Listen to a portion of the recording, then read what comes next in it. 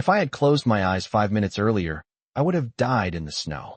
That was the first clear thought I remember from that night, sharp and quiet, like the air burning my lungs as I tried to breathe. The cold came first. Not the betrayal, not the fear, just the cold. It was 17 degrees outside Albany, and the snow kept falling, soft and relentless, covering the dirt road, covering the tire tracks, covering me. I could feel it settling in my hair, melting against my skin before turning to ice again. My coat was soaked through. Something warm had spread beneath me, seeping into the white beneath my back, and I knew without looking that it was my blood. Ethan's truck had disappeared 10 minutes earlier, his red taillights swallowed by the trees after he told me to stay put and stop being dramatic. I tried to sit up. The world tilted. My fingers wouldn't move. I couldn't feel my toes. I remember thinking this is how people become headlines. A girl found in the snow. Tragic, avoidable. My phone was somewhere in the dark, out of reach. I whispered for help even though there was no one to hear it. The forest was silent. Snow absorbs sound. It makes everything feel far away. Then I heard it. Not close. Not loud. Just a low hum cutting through the wind. An engine. I forced my eyes open. Headlights broke through the trees, white beams slicing across the storm. A black SUV rolled to a slow stop a few feet from where I lay. The driver's door opened. A tall man stepped out, dark wool coat, shoulders straight, like the cold didn't dare touch him. He didn't rush. He walked around the front of the vehicle, boots crunching softly in the snow. I tried to speak, but only managed a shallow breath. He crouched beside me, his shadow falling across my face. His eyes were a pale green, steady, unreadable. "She's still alive," he said calmly to someone behind him. His voice wasn't panicked. It wasn't gentle either. It was controlled. Strong hands slid beneath my shoulders, lifting me as if I weighed nothing. The sudden warmth of the SUV wrapped around me as he carried me inside. I caught the scent of leather and something expensive and clean. A blanket was pulled over me. I felt pressure against my side where the bleeding wouldn't stop. "Stay with me," he said quietly, not demanding, just certain. I looked at him through half-closed eyes. Snow clung to his dark hair. There was no hesitation in his face, no question about whether I was worth saving. Just decision. Just action. As the door shut and the world outside disappeared into white, I heard him give one final instruction, his tone dropping colder than the storm. "Find out who left her there." Then everything went black. I woke up to warmth and silence, and for a second I thought I was dead because nothing hurt the way it should have. The cold was gone, replaced by the faint crackle of a fire somewhere nearby and the steady hum of heat pushing through vents. I opened my eyes slowly. The ceiling above me was high, white, trimmed with dark wood beams. A chandelier hung overhead, casting soft gold light across a room that did not belong to someone who bled in the snow. My body felt heavy, wrapped tight. When I tried to move, a sharp pull along my side reminded me that I was still very much alive. "Do not try to sit up yet," a calm voice said from across the room. I turned my head. He was standing near the window, looking out at the endless stretch of white beyond the glass. The storm had not stopped. Snow drifted sideways across what looked like acres of forest. He had taken off his coat. In the light, I could see him clearly now. Tall, broad shoulders, dark hair still slightly damp at the edges. He looked composed, like the night had not shaken him at all. "Where am I?" My voice barely worked. It sounded thin, unfamiliar. "Safe?" he replied without turning around. "You lost a significant amount of blood. The doctor has already been here." Doctor. Not hospital. Not emergency room. A private doctor. I became aware of the sheets beneath my hands. High thread count. Clean. My clothes were gone, replaced with soft cotton that smelled faintly of detergent and something expensive. Panic flickered through me. He must have sensed it because he turned then, meeting my eyes directly. "You were unconscious," he said evenly. A housekeeper assisted. Nothing inappropriate occurred. His tone made it clear that dignity mattered in this house. I swallowed and tried to steady my breathing. "Why did you stop?" I asked.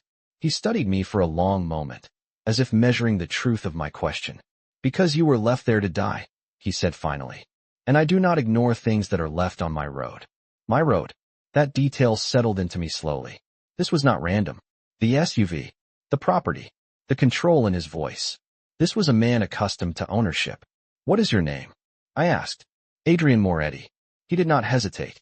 The name felt heavy, familiar in a distant way, like something I had heard whispered in conversations that were not meant for me. He walked closer, stopping at the edge of the bed but not invading my space. "What is yours?" Clara Bennett. Saying it made everything feel real again. The dirt road. Ethan. The argument. The moment I realized he was not coming back for me, my throat tightened. Adrian noticed. He notices everything. "Who left you there, Clara?" The way he said my name was controlled, but beneath it was something colder than anger. Not loud, not dramatic, just certain. I looked toward the window, watching snow bury the world outside. "Someone I trusted," I whispered.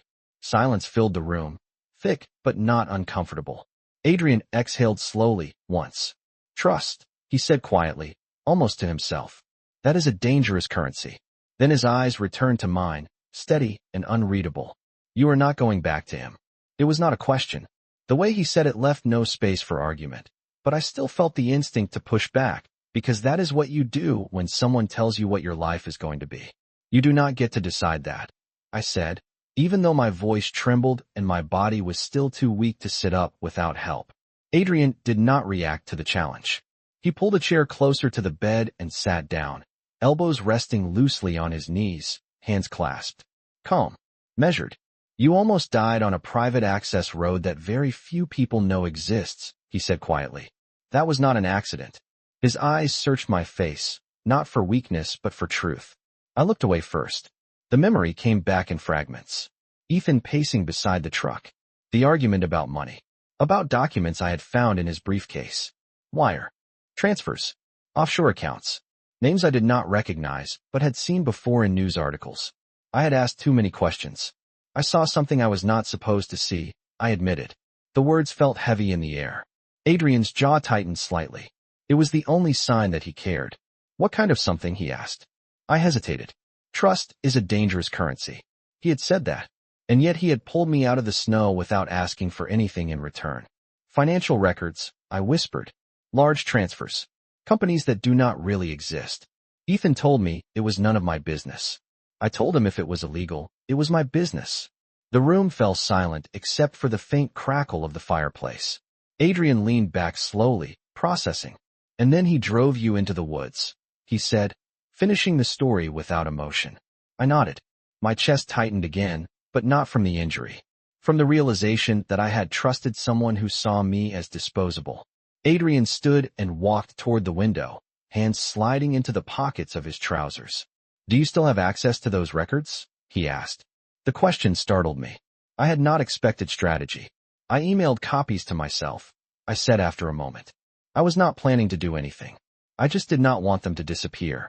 He turned back to me then, and something shifted in his expression. Not anger. Not fear. Recognition. "You are more careful than you look, Clara Bennett." It was almost approval. I swallowed. I did not know any of it had anything to do with you. The name Moretti had been attached to some of the shell companies. I had not connected the dots until now. His gaze did not waver. "It does," he said simply. No denial. No explanation. Just truth.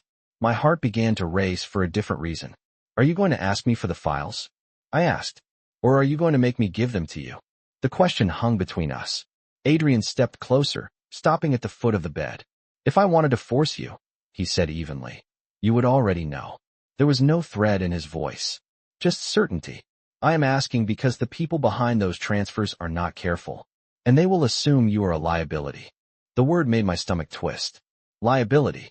Something to remove. He met my eyes again, steady and intense. "You were not left in the snow because of emotion," he continued. "You were left there because someone thought it solved a problem." The fire cracked softly behind him. Outside, the storm showed no sign of ending. "You are not a problem," Adrian said quietly. "But you are now part of something much bigger than you realized. Something much bigger." The words settled into my chest heavier than the bandage wrapped around my ribs. I had always believed danger announced itself loudly, with raised voices and obvious threats. This felt different. Quiet. Calculated. Adrian moved toward the fireplace and adjusted the iron screen with precise movements, as if restoring order to something unsettled. "How long until they realize you survived?" he asked without looking at me. I thought about Ethan's face when he told me to get out of the truck. The way he avoided my eyes.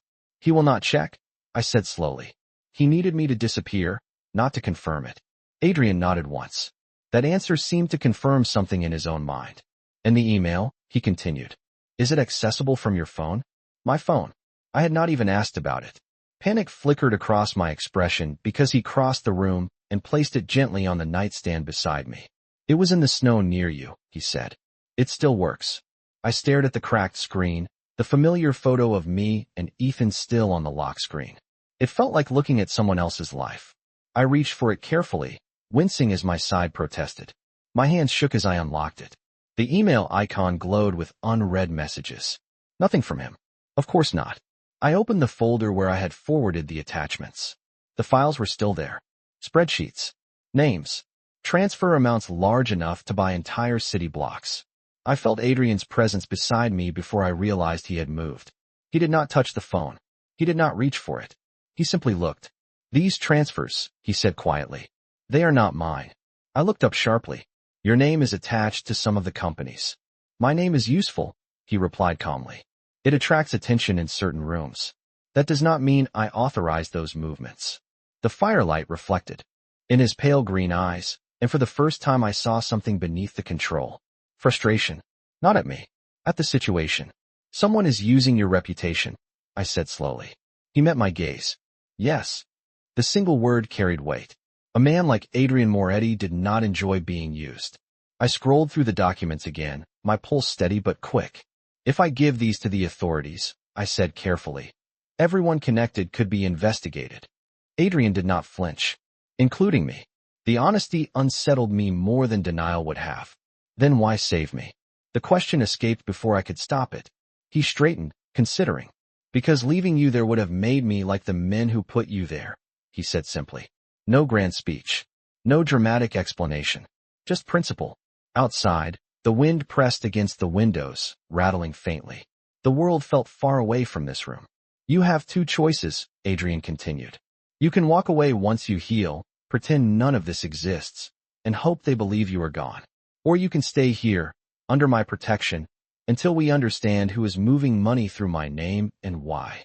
Stay here, under his protection. The idea should have frightened me more than it did. Instead, a strange calm settled in my chest. And if I choose neither? I asked. His expression did not change. That would not be wise. Not a threat. A fact. I looked down at the phone in my hand, at the evidence that had nearly cost me my life. Then I looked back at the man who had pulled me out of the snow without asking who I was. For the first time since that night, I did not feel like a victim. I felt like a decision waiting to be made. I did not answer him right away because for the first time in my life, the choice in front of me did not feel like survival. It felt like alignment. The storm outside had softened, snow falling in slower, heavier flakes, like the world was catching its breath. I set the phone down carefully on the blanket and looked at Adrian. If someone is using your name, I said, then they are not just stealing money. They are building something under your shadow. He watched me with that steady, unreadable focus. Yes, he said, and shadows are useful when you want to hide movement. I shifted slightly, ignoring the pull in my side. Then walking away does not solve anything. I continued. For you or for me. The words surprised me as I said them. 12 hours ago, I had been begging the universe to let me live. Now I was considering strategy with a man whose last name carried weight in rooms I had never entered.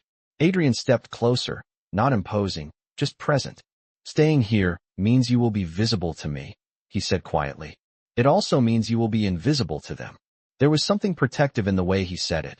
Not possessive, not controlling. Protective. I studied his face, searching for manipulation and finding none. What would staying involve? I asked. Recovery, he replied first. You will not make decisions while injured. Practical. Grounded. Then we trace the companies in those documents. We identify who benefits from attaching my name to those transfers. He paused slightly. And we ensure they understand that my name is not available for misuse. The calm certainty in his tone sent a ripple through me. He did not need to raise his voice to be powerful. I exhaled slowly. You talk about this like a boardroom problem, I said. Not like something that nearly got me killed. His expression shifted just slightly, a tightening around the eyes. I am aware of the cost, he said. That is why this ends carefully. The room fell quiet again, but this time the silence felt different. Not heavy. Focused. I reached for the glass of water on the nightstand, my hand steadier now. If I stay, I said, I am not doing it because I am afraid. His gaze sharpened. Then why? I held his eyes. Because someone thought I was small enough to erase. The truth of it landed between us. Adrian's jaw flexed once. Approval, perhaps. Or respect. You are not small, he said, and there was no hesitation in his voice. Outside, the wind eased completely. The storm was ending. Light reflected off the endless white landscape, brighter now, almost blinding. I realized I could not hear any traffic, any neighbors, any distant sounds of civilization. This place was isolated by design. How far are we from town? I asked. 30 miles, he answered. Private property surrounds this estate. Estate. The word confirmed what I already knew. He had resources, reach, control, and yet he had chosen to sit beside my bed and ask, not demand. I let out a slow breath. Then I will stay, I said finally. The decision felt steady in my chest, like something locking into place. Adrian did not smile.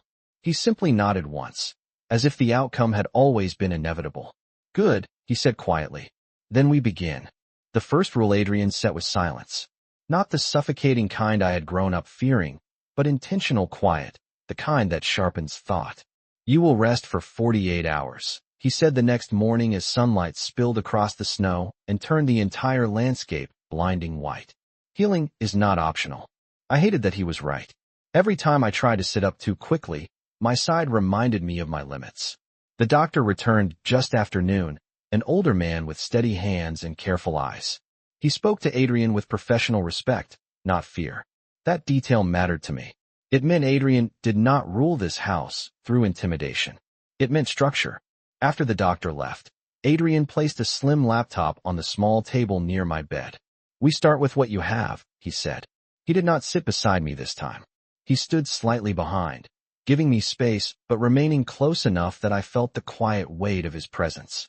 I opened the files again, this time with purpose instead of panic. We traced dates first, then patterns. The transfers were spaced precisely 3 weeks apart, always moving through 2 shell companies before landing in an account registered overseas. Layered movement, Adrian said softly. Designed to look complex, but built on repetition. His voice was calm, analytical. I glanced back at him. You sound impressed.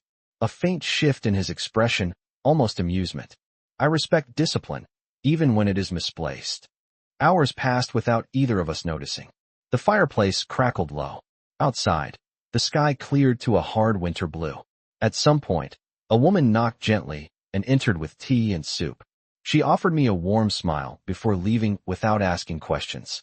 The house ran smoothly, quietly. Nothing felt chaotic. I realized then that Adrian's power was not loud. It was organized. There, I said suddenly, pointing at the screen. One company had been formed only 6 months ago, but it was listed as a subsidiary of a firm Adrian had dissolved years earlier. He leaned closer, his shoulder nearly brushing mine. That entity no longer exists, he said. I shut it down after a dispute with a partner. What was his name? I asked. Adrian did not answer immediately. His eyes remained on the screen. Daniel Kessler. The name did not ring a bell for me, but something in his tone told me it mattered. He left with access? I asked carefully. Adrian straightened. He left with resentment. Silence stretched between us, heavy with understanding. I looked at the numbers again. If he is using your old structure, he would need someone on the inside to validate documentation. Adrian's gaze shifted to me slowly. Yes. The word was quiet, dangerous in its certainty. I felt a chill that had nothing to do with the weather outside. This was no longer about Ethan. He had been a small piece. A delivery mechanism. The real design was older, deeper. Adrian moved toward the window, hands clasped behind his back. Trust is a currency, he said again, almost to himself. And someone I once trusted is spending mine. I closed the laptop carefully. My injury throbbed faintly, but my mind felt sharper than it had in days. Then we find him, I said. Adrian turned back to me, the pale green of his eyes steady and resolute. We will, he replied. And for the first time, I believed him completely.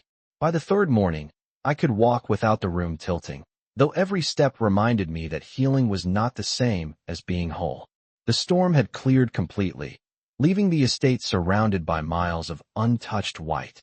Sunlight reflected so brightly off the snow that I had to squint as I stood near the tall windows, one hand resting lightly against the cool glass. It felt strange to be alive in a place so quiet after almost disappearing into silence. Adrian entered the room without announcing himself, as he often did, not to startle me, but because he moved with that kind of contained presence. "You should not stand for too long," he said evenly. I did not turn around immediately. "If I lie down again, I will start to feel fragile," I replied. There was a brief pause behind me. "You are not fragile," he said, and there was no softness in his tone, only certainty. I faced him then. He had changed into a dark sweater instead of a suit jacket, the first time I had seen him dressed in something that did not look like armor. It humanized him in a way I had not expected. "Have you spoken to him?" I asked carefully. Adrian's eyes narrowed slightly. "Daniel Kessler?" I nodded. "Not yet," he answered. "I prefer to know the full structure before I confront a man who believes he is hidden." I crossed my arms instinctively and winced at the pull in my side. He noticed. He always noticed. "Sit," he instructed, gesturing toward the armchair by the fire. This time I did not argue. As I lowered myself carefully, he continued. "One of my internal auditors confirmed irregular access logs from 6 months ago. Credentials that should have expired were renewed through an external proxy." I felt my pulse quicken. "So he still has someone inside?" "Yes," Adrian said. "And that person believes loyalty can be purchased." The fire crackled softly between us. Ethan did not know what he was involved in. I said quietly, more to myself than to him. Adrian studied me for a moment. "Perhaps not fully," he replied. "But he knew enough to choose wrong." I exhaled slowly. The ache in my chest had lessened over the past days, replaced by clarity. "I keep replaying that night," I admitted, looking for signs I missed. Adrian stepped closer, but did not touch me. "Regret is useful only if it sharpens you," he said, "not if it weakens you." I looked up at him. "Is that how you live?" A faint shift crossed his expression, something almost reflective. "It is how I survived," he answered. Silence followed, not uncomfortable, just honest.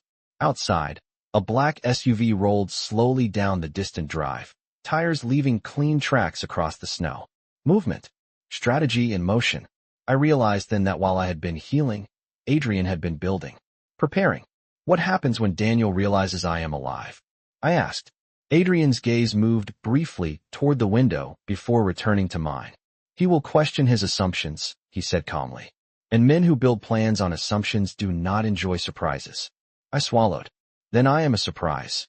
For the first time, something like approval flickered in his eyes. "Yes," he said quietly. "And that makes you valuable."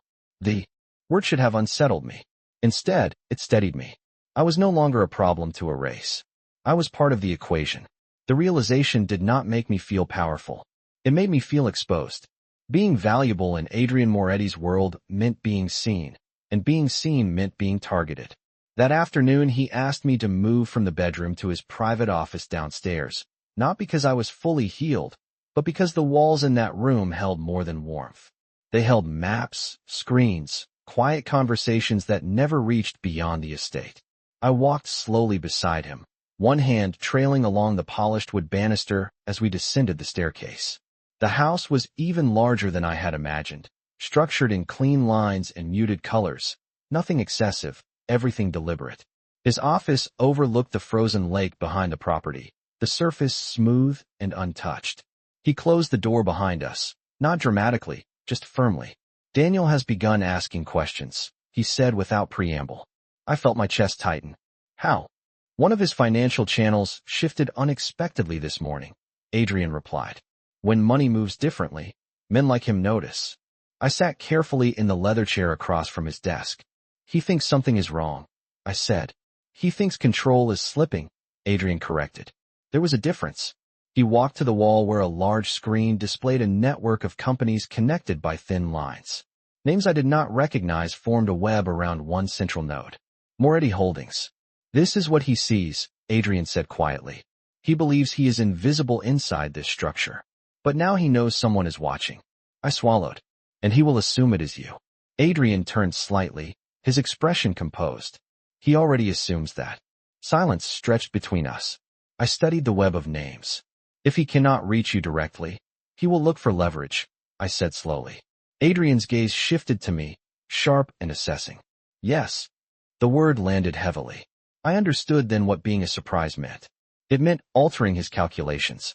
It meant becoming a variable he had not accounted for. Then we used that, I said, surprising even myself. Adrian's eyebrow lifted slightly. Explain. I leaned forward, ignoring the dull ache in my side. He believes I am gone. If he begins to suspect otherwise, he will look for confirmation. We let him look. Adrian studied me for a long moment, measuring risk against advantage. You are suggesting visibility, he said. Controlled visibility, I corrected. Enough to unsettle him. Not enough to expose me. The room felt charged, not with fear, but with strategy forming in real time. Adrian moved closer to the desk, resting one hand lightly against its edge. You understand that this would place you closer to the center of this conflict, he said evenly. Closer than staying quiet ever would. I held his gaze. I was already placed there the night I was left in the snow. The memory no longer made my voice shake. It steadied it. Adrian's expression shifted subtly, something like respect deepening. Very well, he said after a moment. If we are to use you as a variable, then we control every angle.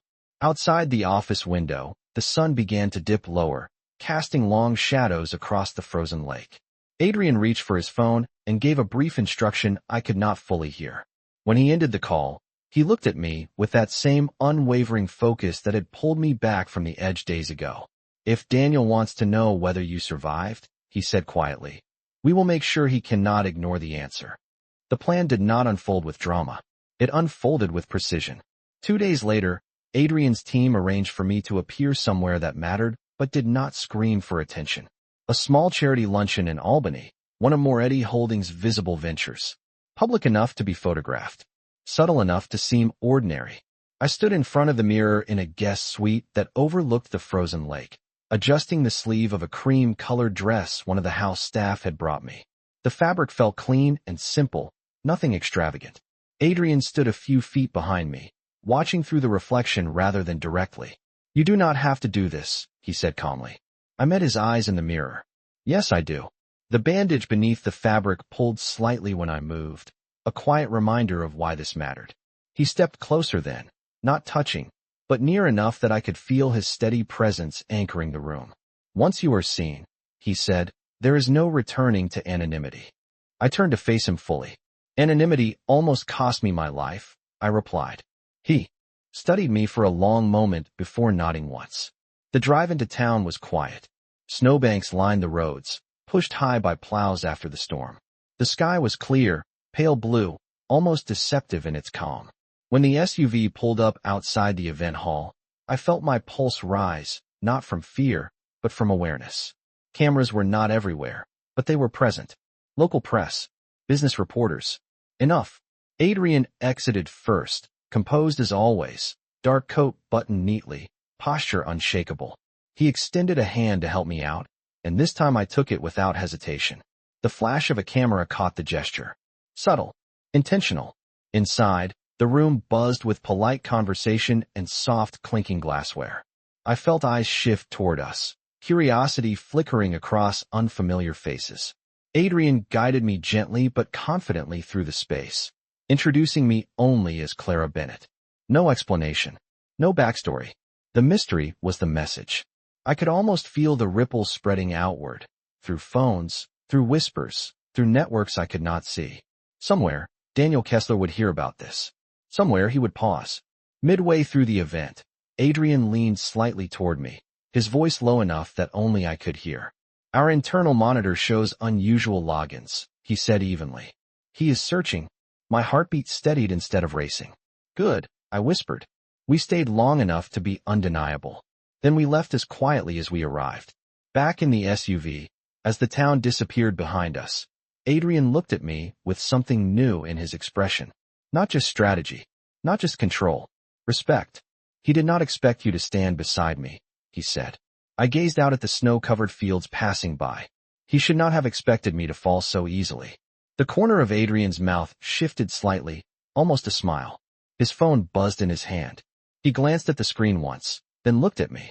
He just requested a meeting, he said calmly. The air inside the vehicle felt suddenly charged, alive with consequence. I met his gaze without hesitation.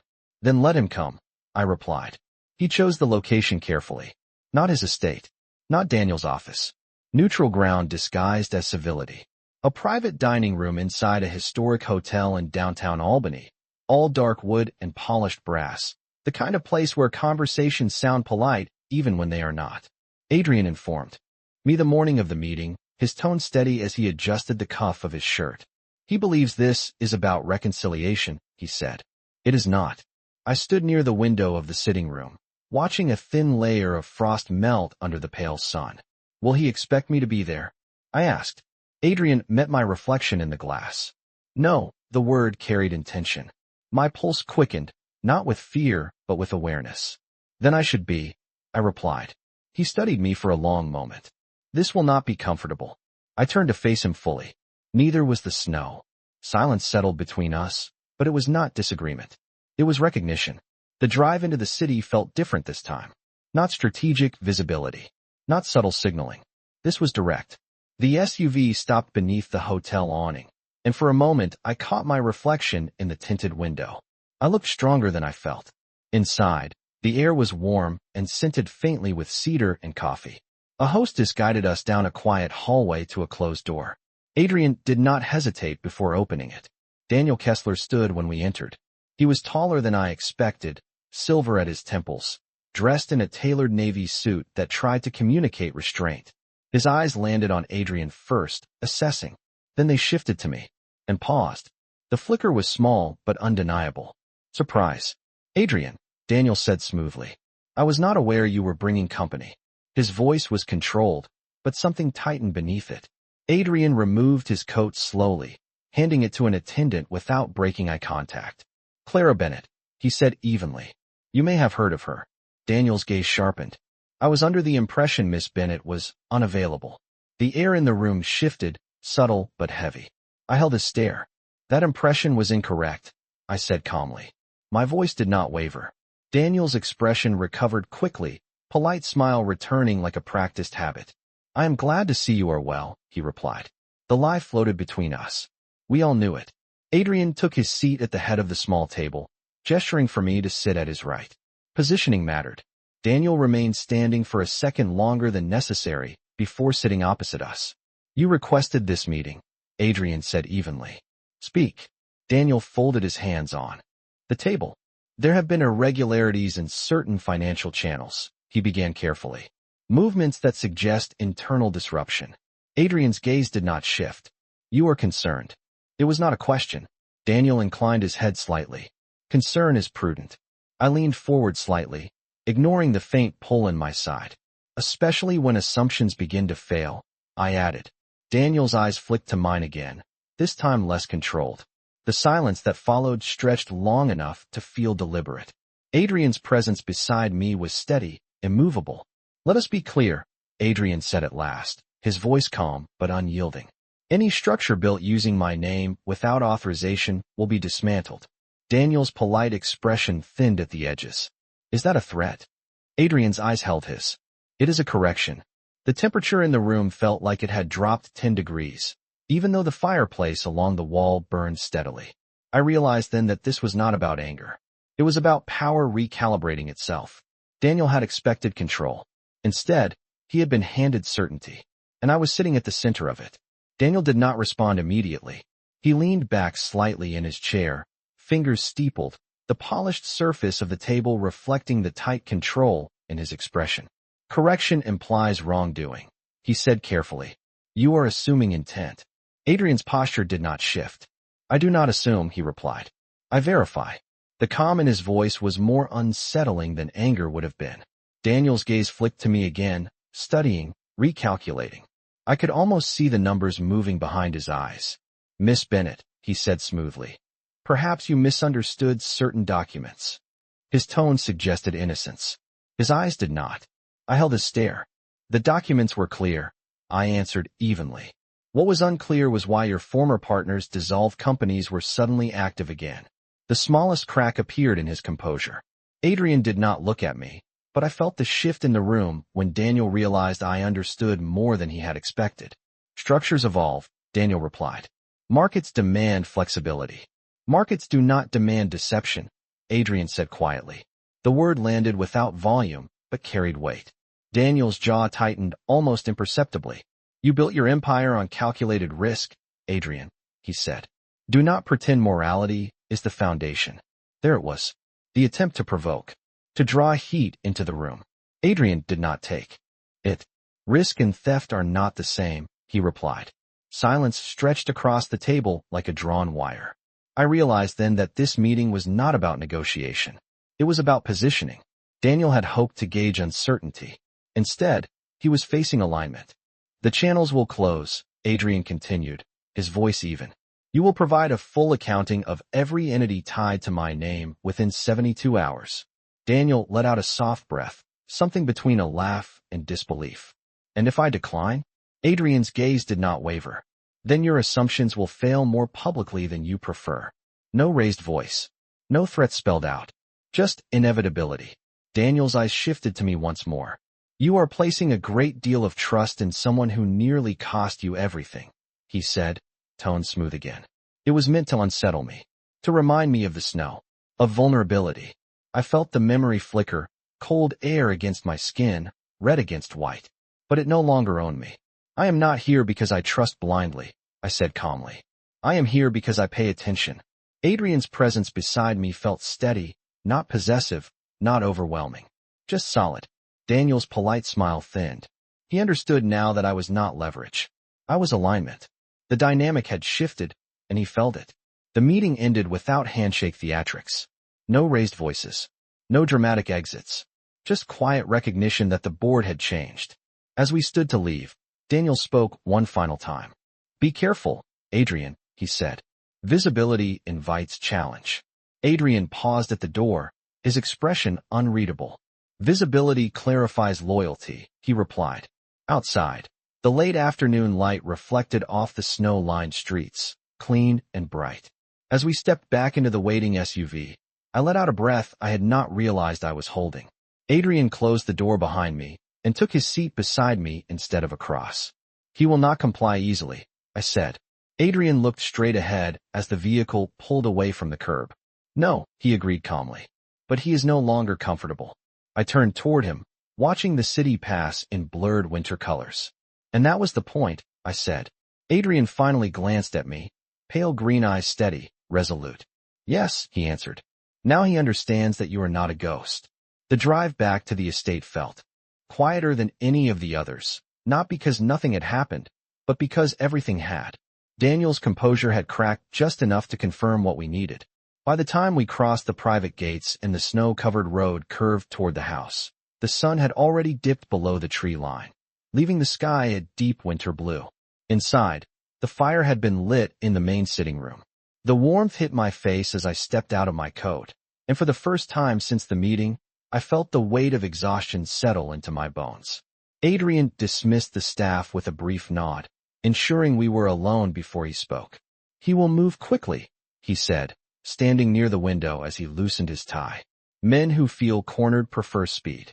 I lowered myself carefully onto the couch, my side still healing, but no longer fragile. Then we need to be faster, I replied. He turned toward me, pale green eyes steady. We already are. He crossed the room and placed a thin folder on the coffee table in front of me. Preliminary findings, he explained. 2 of the proxy accounts link back to a consulting firm Daniel established after our separation. It operates under a different name, but the signatures align. I opened the folder slowly, scanning the documents. The evidence was not dramatic. It was methodical. Transaction trails. Authorization codes. Quiet proof. If this goes public, it will not just damage him, I said. It will expose the entire structure. Adrian's gaze did not shift. I am aware. I looked up at him. You are willing to risk that? A pause. Then, evenly. I am willing to remove instability. The fire crackled softly between us. Outside, the snow reflected the faint glow of exterior lights, turning the property into something almost unreal. There is something else, Adrian continued. His tone changed slightly, more measured. One of Daniel's associates attempted to confirm your status this afternoon. My fingers tightened slightly on the edge of the folder. How? Indirect inquiry, he replied. A call placed to the hospital nearest the county line. They were told a young woman matching your description was admitted last week. I felt a chill that had nothing to do with the winter outside. And they were informed no such patient exists. His eyes held mine. Your absence is now documented. I exhaled slowly. The net was tightening, but not around us. Around him. He will realize he miscalculated, I said quietly. Yes, Adrian agreed. He stepped closer, stopping in front of me. And when a man realizes he miscalculated, he has two options. He retreats, or he escalates. The word lingered in the air. I met his gaze without looking away. Which do you expect? A faint shift crossed his expression, something colder, but not uncontrolled. Escalation, he said. Silence followed, not fearful, but aware. I closed the folder carefully and placed it back on the table. Then we do not wait for him to decide, I said. Adrian's eyes sharpened slightly. Explain. I stood slowly, ignoring the lingering ache. You asked for 72 hours. Do not give him that long. He studied me, evaluating. Force his timeline, I continued. Release enough to show you already know the full extent. The firelight flickered across his face, highlighting the stillness in his posture. After a moment, he nodded once. Very well. He reached for his phone, issuing a brief instruction in a low, controlled voice. When he ended the call, he looked at me differently than before. Not as a liability, not as leverage, as a partner in motion. This will end one way or another, he said quietly. I held his gaze, steady and unafraid. It already has, I replied. It did not end with shouting. It ended with silence. 48 hours after Adrian shortened the timeline, the first disclosure went live through a controlled financial channel. Not an accusation, not a spectacle, just numbers placed where they could not be ignored. By morning, 2 of Daniel's proxy firms had frozen activity. By noon, 3 board members from his consulting arm had resigned. By evening, his request for a second meeting arrived, stripped of politeness and heavy with urgency. Adrian read the message once and set his phone down without reaction. He is retreating, I said quietly. Adrian shook his head slightly. He is calculating loss. There is a difference. That night, snow began to fall again, softer this time, drifting past the windows in slow, steady spirals. I stood on the balcony outside the sitting room, wrapped in a wool coat, breathing in air that no longer felt like an enemy. The estate was quiet behind me. Controlled. Safe. Adrian stepped outside a moment later, closing the glass door with a muted click. He did not speak immediately. He simply stood beside me, looking out over the darkened lake. He agreed to full disclosure, Adrian said at last. Effective immediately. I turned toward him. Just like that. His eyes met mine, calm and certain. Men protect what they value most. For Daniel, that is reputation. The snow gathered lightly on his shoulders, but he did not seem to notice. Will you expose everything? I asked. He considered the question carefully. Only what is necessary, he replied. Correction does not require destruction. The words settled into me differently than they would have weeks ago. I thought about the night on the road, about how easily I could have disappeared into white silence. I thought about Ethan's assumptions, Daniel's calculations, how small they believed I was. He will not try again, I said softly. Adrian's gaze remained steady. No, he agreed. Because now he understands the cost. The wind shifted slightly, brushing strands of hair across my face. Adrian reached out instinctively, not possessively, simply moving the hair away from my eyes with careful restraint. The gesture was quiet, almost unnoticeable, but it grounded me more than any strategy had. You changed the equation, he said after a moment.